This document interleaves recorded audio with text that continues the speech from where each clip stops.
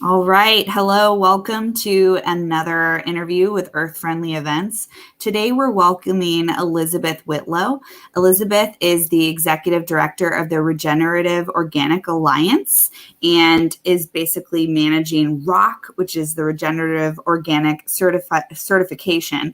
Elizabeth, how are you doing? And definitely welcome you to the stream. Thank you, Jenny. Thanks so much for having me. I'm happy to be here and talk with you about what we're doing at the Regenerative Organic Alliance and also on that really exciting topic of hospitality venues and events and ways that we can help affect change through some of those massive purchasing. Yes. Yeah, so cool. Awesome. Thank you for Thank you having so me. much. Can you just give us a little bit of an overview of what the certification is? I put a few notes here, but just what is the certification and how did it come about? Yeah, totally. Thank you for putting the notes there and getting our name right. And you're right, it's Regenerative Organic Certified, or the ROC.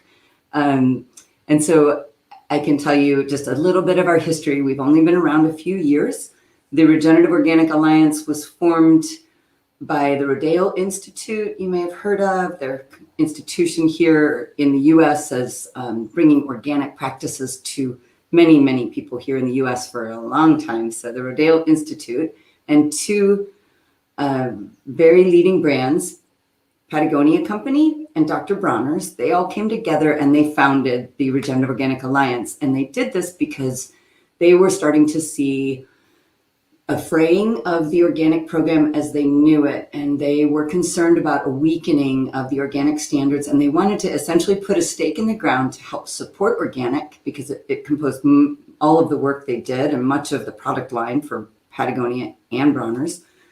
They wanted to make sure to keep the organic program strong, but they also wanted to identify areas that were not being addressed and perhaps never were intended to be addressed in the organic program.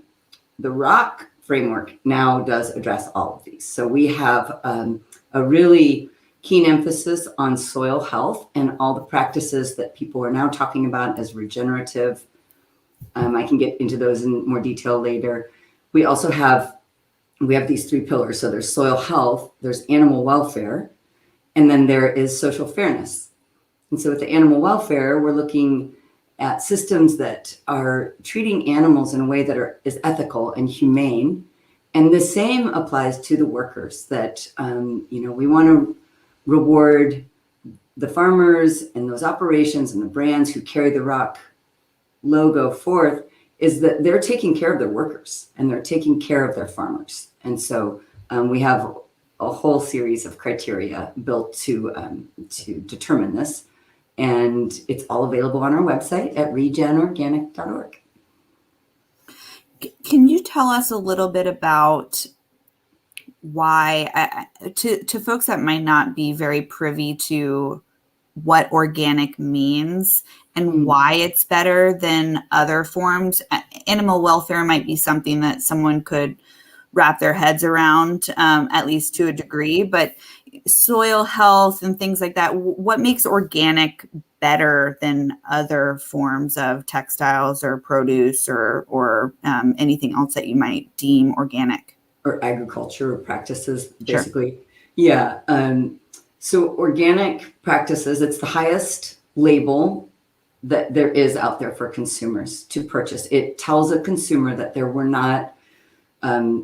weren't chemicals used in growing their food. Chemicals like Roundup Ready corn or soy is not allowed. GMOs are prohibited in organics. And there are requirements for certain practices that are going to conserve biodiversity and promote a cycling of resources and other things that we need to keep healthy ecosystems and to keep the workers safe and not be exposed to cancer-causing substances, for example. So organic is a strong program for that, and I worked in that sector for many years, most of my career, in fact, and I know many amazing organic farmers and doing the same kind of work that we've now codified with our new Regenerative Organic Certified program.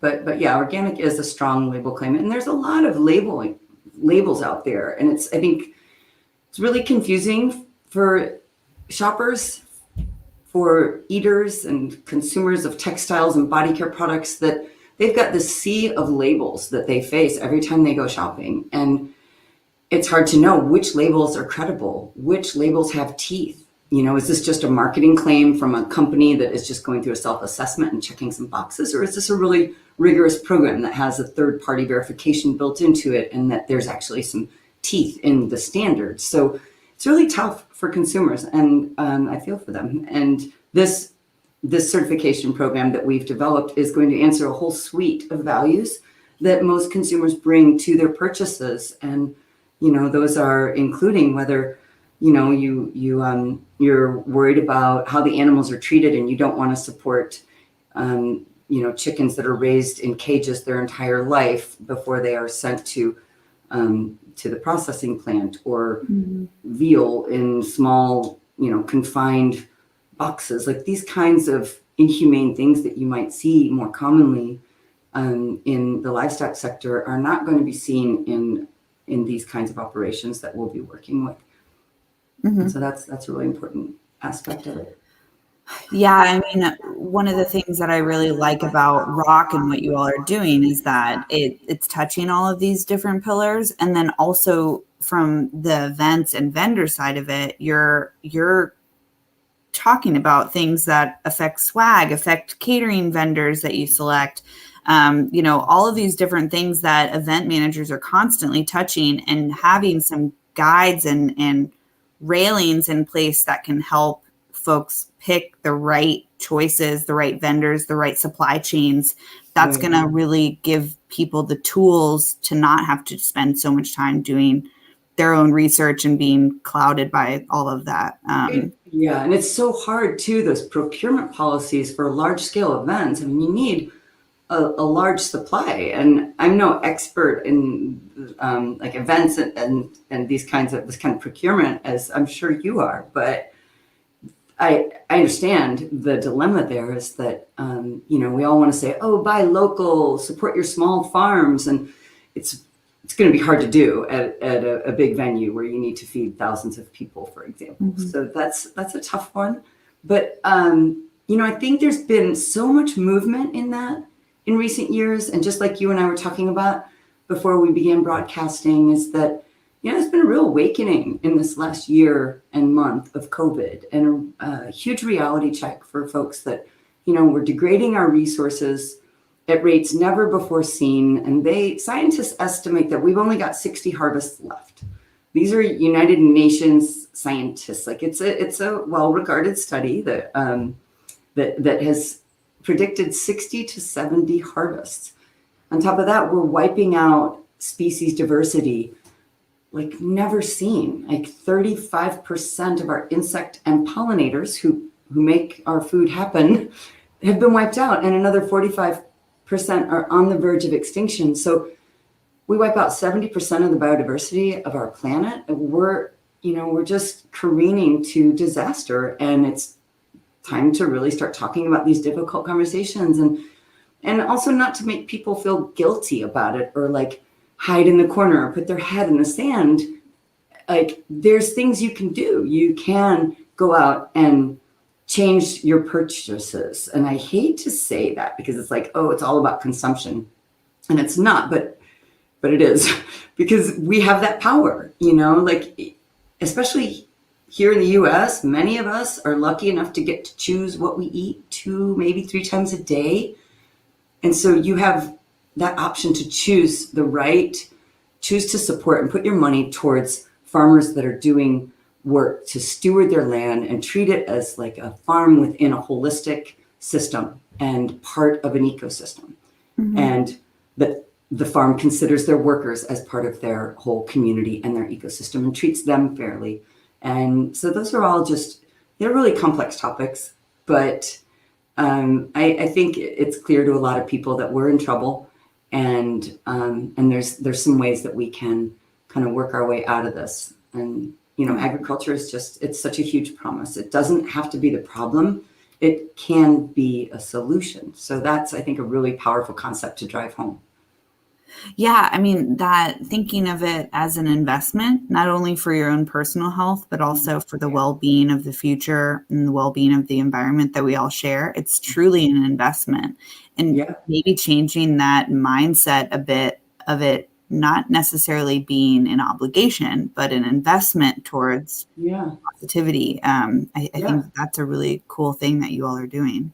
Well, I think how you articulate that is really great. And it is a powerful concept to think of investing in something instead of just like, oh, I'm going to pay more for this because it's healthier for me or it's healthier for my kids, but rather like, this is an investment in our future. It's an investment in my community and or in your watershed or wherever your region. So I do think it's, that brings a lot of power to the purchasing decision when you think of it like that. Mhm. Just like, okay, I'm just going to take this apple and, like that's it. Like, and the other thing that I think is also really exciting is there's a lot of emergent science right now, and not to get too dorky on the science of soil, but the soil has been a really hot topic. And you all have a great scientist up there, two great scientists in your region, David Montgomery and his partner, Anna. They are doing some really great work on about soil. And I could put the resources in the link maybe or later we can talk about that. But what we're discovering is that first off, there are more living beings in 1 teaspoon of soil than there are humans on the planet. So if we just pause on that, more living beings in 1 teaspoon of soil than there are humans on the planet. And think about the complexity of all those living beings in that soil microbiome and all the interactions that are happening that are helping plant roots get the nutrients they need as these microbes break it down from the soil and the minerals in the soil and deliver it to the plant roots, giving the plant all kinds of different things that they need for like protecting from pest or invasion or drought or anything. So the other fascinating part of this is that we have identified about 15% of those living entities in that 1 teaspoon.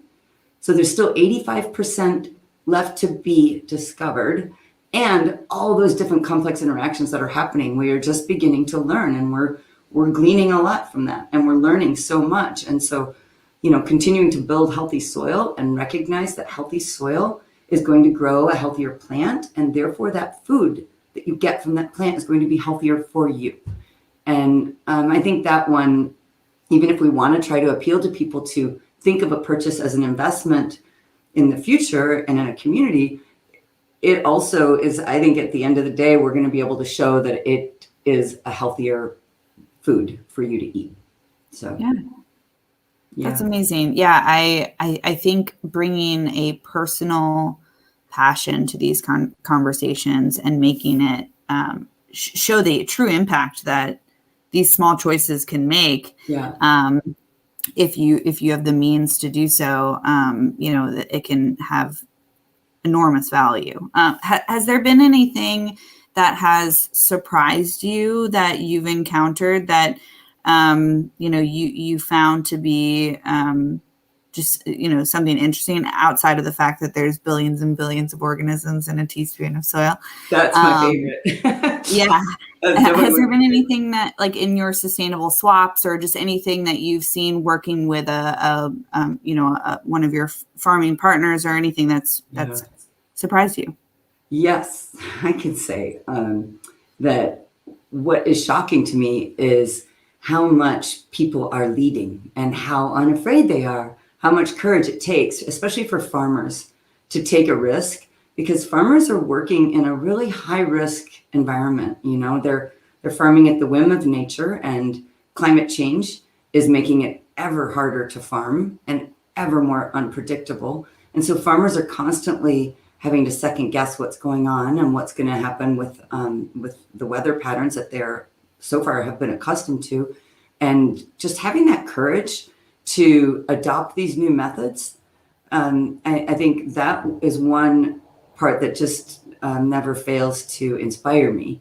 I don't know if surprise is the right word. I'd say the other part that's surprising is after so many years of working in like various kinds of certification to try and help farmers be recognized for their good work to get a premium so that they, have this value added product.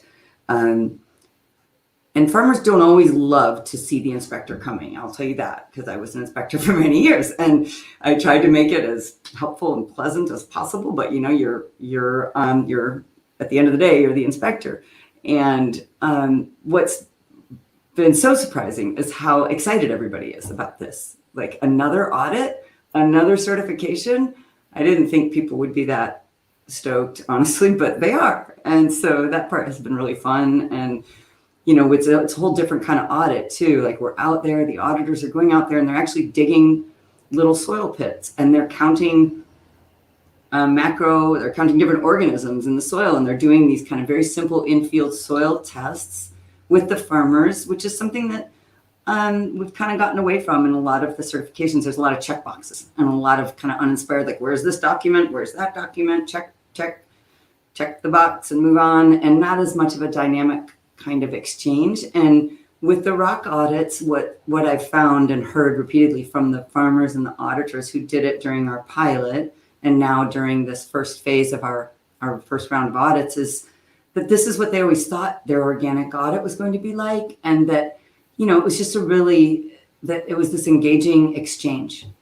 And I love that. I think that's great, because just getting out there and talking about what's going on with your land and your land management practices and how your decisions are impacting the health of your soil is it's just a really exciting topic to me.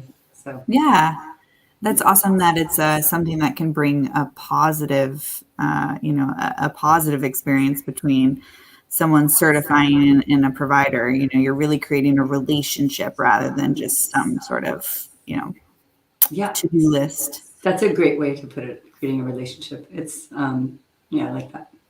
Yeah. I know that event organizers can spend 40% of their entire budget on food and beverage. I know of lots of conferences that will spend millions of dollars on physical swag, especially in that in-person event time period, which I know a lot of folks are starting to think about that more. Mm-hmm. So me as an event professional and someone very much so in the hospitality industry, I want to make sure that folks are given the tools so that when we do go back to in-person and hybrid, that people have reset and are coming back a bit more educated. Yeah. And so what would you say would be a good next step for folks to learn more about vendor selection, anything like that? How would you advise those individuals that are looking to have more sustainable textiles, products, and food available to their attendees? What would be a next step? Okay, first I'm going to say one is certified B Corps. Look for certified B Corps, because they're amazing and they have this in their DNA, and that's what they've gone through this whole process to show how they are committed to that. You look like you're nodding, you're familiar with the certified B Corps. Yes. Such a cool movement. And I've been really blown away by all the brands I've come to know over the last couple of years. I think almost all of them are B Corps, and all of them are just really putting their money on the table and investing in sustainability and investing in doing things in the right way. And so, making sure that your any procurement people are looking at the company policies and asking them those questions. If you don't ask, they aren't even going to know anybody cares, right? And you look at some of those major providers for the institutional practices, the Compass Group and Sodexo and Aramark. Like Compass and Aramark, they've made some strides, and they've really made some big commitments to just one thing is like, we eat so much chicken here in this country, and a lot of events, there's a lot of chicken. And so that chicken has come, they've made these tremendous commitments to higher welfare chickens and getting animals that are treated so much better, and they're bred to have a better life, so that they aren't bred to grow really quickly and end up having all these crazy problems with their feet and legs, and just so that we can get big chicken breast meat, it's pretty remarkable what Compass and Aramark have done as far as that commitment goes. And they would be. I would just keep pressing on whoever you're purchasing from and ask them, like, hey, what are you doing? Are you buying any organic? Are you talking about regenerative? Are you sourcing locally? How are your dollars affecting this community where the event is taking place? And I think that's those are important questions to ask. And one other thing too, just thinking about, as you mentioned, the swag, textiles, cotton is one of the worst plants grown with chemical like fertilizers and pesticides and abhorrent working conditions of child labor and trafficked labor, and people really dealing with terrible things. Like, don't buy conventional cotton, demand organic, and learn about it. Make sure you educate yourself about it. Like anything that you eat, wear, personal body care stuff, like if it wasn't grown, then it was made out of synthetics. So if it was grown, ask for it to be organic. Don't ask, demand. And that's, I think, just really important. Demand that it is something that is, really considering the effects of those practices that are used to create that product. How about cost? When folks seem to be nervous about some of these labels just because of increased cost. For instance, I just did a sustainable swap recently where I switched from a non-sustainable gum to a sustainable gum. Okay. And I have a really bad gum problem. I chain smoke gum pretty much. And so I was trying to think, like, what kind of gum is she? Like gum, like a resin, or what? You mean chewing gum? And so I just did that sustainable swap where I'm able to now compost the gum. It's all in compostable packaging, but it's more expensive. And this is something so small, but it is more expensive. And I'm lucky enough to have the means to buy sustainable gum and not just a pack of $2 gum. And so what would you say to those that are looking to, be cost effective while also impactful? Do you feel like it's going to it'll get better once it becomes more normal, or how do you go about that? Well, I think first off, what we need is a really serious shift in our mindset. And we are not entitled to cheap food, because cheap food comes at a cost. No matter what, somewhere, maybe not in your community, but in the Mississippi River or the Gulf of Mexico, maybe you've got relatives who used to like to go there on vacation. Like, whatever we're doing to purchase things, say, that are feeding into the Mississippi River and draining chemicals off there and creating a dead zone in the Gulf of Mexico, because we got some really cheap corn products and some cheap processed food out of it. Like, there's something, we're losing something.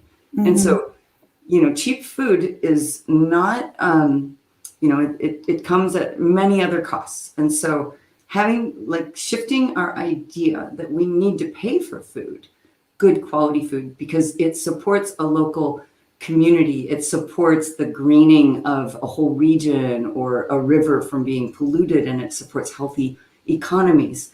The Organic Trade Association has got some great studies on the ripple effects of areas where they call organic hotspots, and where there's like a lot of organic farms suddenly pop up more processing plants that process the organic products, and they're finding like the effects on those communities are really powerful and make them more stable. And so that's one thing to consider. Now, if you're looking at your own direct cost, that's, I can't really say that we should be aiming to get the cost down. Mm-hmm. I think we really just need to reassess what we value and be ready to pay for it.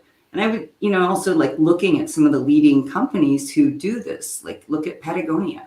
They are nearly $1 billion a year in sales, and they source everything there are so many ethical purchasing requirements, and all organic, all regenerative well, not all regenerative organic because we don't have supply yet, but as much organic cotton as they can get, and certainly as much regenerative organic cotton that they can get.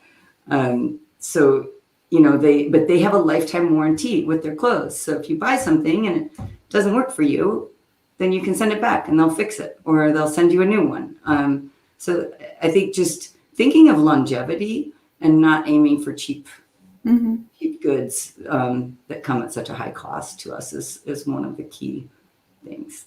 I love that. That's a great call out. The mindset, what's most important, that investment, the longevity of what you're truly striving for. Those are great call outs. And I think you're onto something with shifting that mindset of what's important. And do you know that the millennials and the next Gen Z, like that's high on the list, right? And they've got their devices. I don't have my phone handy, but they're swiping, they're looking at things, and they are not taking a lot of like, they're cynical. They want authenticity and they want real claims, and they want the real information. And I think they're just going to be much more demanding consumers than other generations were. And so I think that's going to help. Millennials have, they're the biggest demand right now for organic, and Gen Z will be right behind them. And then some of these companies that are doing so much good, like even the Compass Group, like they were named as one of Fast Company's most innovative companies back like late, I think 2019, because they're adopting these policies for procurement and purchasing, and they're affecting a lot of change. So I think that's one group that your folks probably could work with, the people who are managing events, hospitality, because that is a challenge. How are you going to get the big ones to change? And we've got Amy's Foods down here by me. They've now opened up a drive-in that is all vegetarian. It's in this really amazing building with like a living roof and all LEEDs certified building, and a lot of organic and just vegetarian food. And like, they're booming. They're just booming. And the same with their food line, especially in COVID with so many people eating at home. Everybody was reaching for their organic and vegetarian food. And so as those companies are just exploding, like, people should be looking and thinking about how they're leading, and you don't want to get too far behind them, right? You want to be up there and be leading as well, and showing that you're innovative and you're considering all these other purchases, or all these other decisions in your purchases. Yeah. Well, I'm glad that you're calling that out, just because the industry definitely needs to be listening. And I know that you all have I have the website here. I know you all have some resources that are available on the website. Any other call to actions or anything that you'd like to share about what ROC is doing and ways that folks could get involved? Well, sign up for our newsletter. We don't send them that often, but we have a really great series, an educational series. Like, you'll get a 2 or 3 emails with some good resources and just some basic introduction to the concepts of regenerative organic. So strongly recommend that you sign up for our newsletter. We're on social media, not super prevalent. We don't have a huge presence right now, just because we have a pretty small staff. We're still in startup mode as a nonprofit with small staff and lots of demands on us. But yeah, I just think, continuing to demand change and demand thoughtfulness in purchasing, and look at, we've got the United Nations Sustainable Development Goals. Many countries around the world are aligning with those, and they have all these principles lined up to show how they're meeting the various SDGs. We might not be doing that so much here. I think we were clearly on a pretty isolationist kind of agenda for a few years, and now that's changing. And we've got a lot of opportunities with the Biden administration appointing people into positions to really affect some powerful change. So, just educate yourself and be informed, so that you can make those informed decisions. That's, I guess that would be my biggest call to action. Yeah. Yeah.